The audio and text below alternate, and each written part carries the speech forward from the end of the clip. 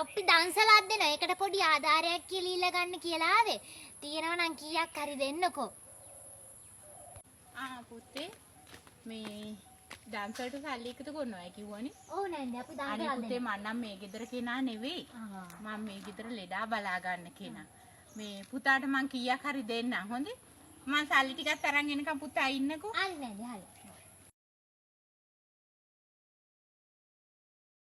ඒ පුතේ වැඩි ගානක් නැහැ. මෙන්න මේ පොඩි ගාන තියා ගන්න හොඳේ හරි පුතේ. බොහොම ස්තුතියි නැන්ද නැන්දට නම් මේ ලොකු පිනක් එනවා මේ දන්සලට උදව් කරන එක. නැන්ද මේ මට නැන්ද උඹට නව ෆොට්ටක් ඉවුද්ද නම කියන්නේ මේ කොස් කපනගේ දැලිහාමි පුතේ මගේ නම. කොස් කපනගේ ඩෙලිහාමිනේ. කොස් කපනගේ ඩෙලිහාමි.